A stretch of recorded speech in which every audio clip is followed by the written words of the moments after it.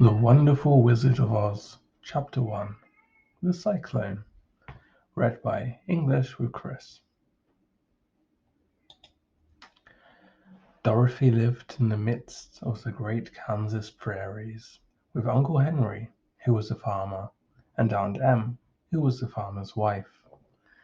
Their house was small, for the lumber to build it had to be carried by wagon many miles.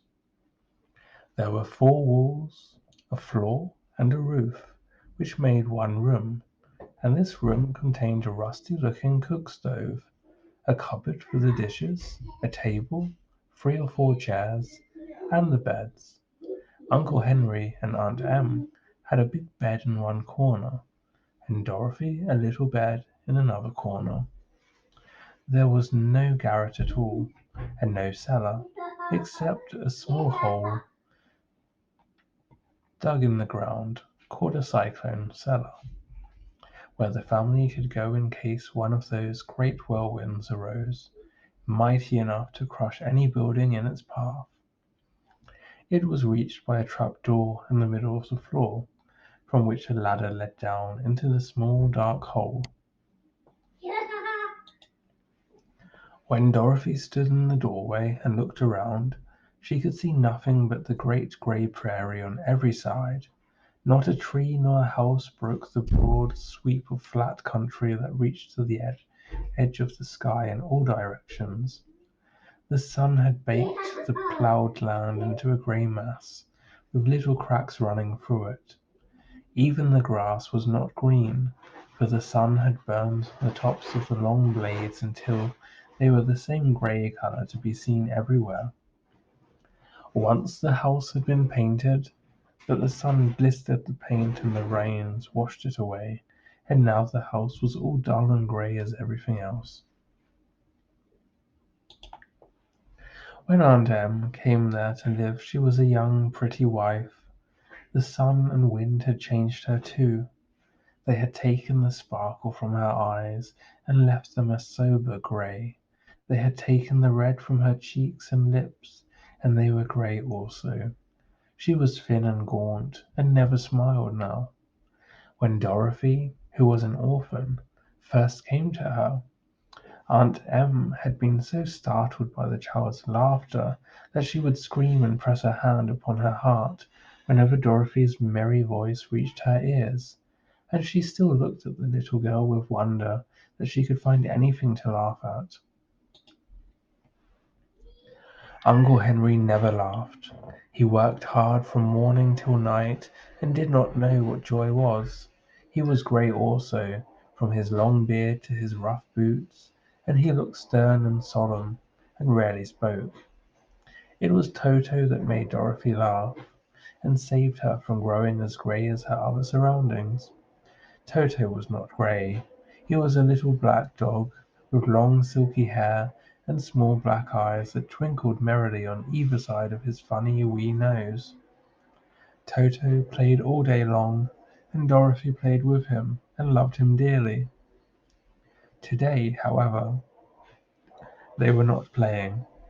Uncle Henry sat upon the doorstep and looked anxiously at the sky, which was even grayer than usual.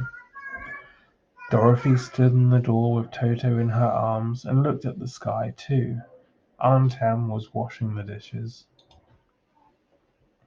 From the far north they heard a low wail of the wind, and Uncle Henry and Dorothy could see where the long grass bowed in waves before the coming storm. There now came a sharp whistling in the air from the south, and as they turned their eyes that way they saw ripples in the grass coming from that direction also. Suddenly Uncle Henry stood up. "There's a cyclone coming, Em," he called to his wife.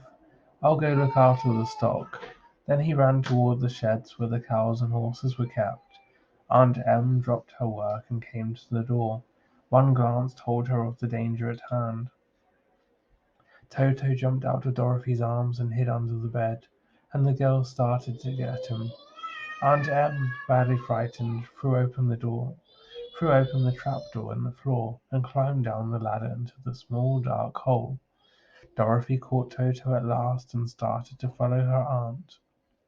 When she was halfway across the room, there came a great shriek from the wind, and the house shook so hard that she lost her footing and sat down suddenly upon the floor.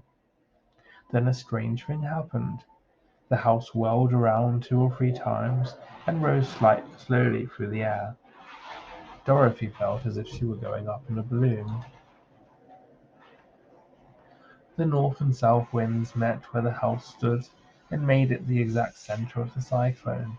In the middle of a cyclone the air is generally still, but the great pressure of the wind on every side of the house raised it up higher and higher until, until it was at the very top of the cyclone, and there it remained and was carried miles and miles away as easily as you could carry a feather.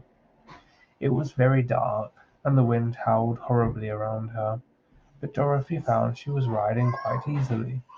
After the first few whirls around, and one other time when the house tipped badly, she felt as if she were being rocked gently, like a baby in a cradle.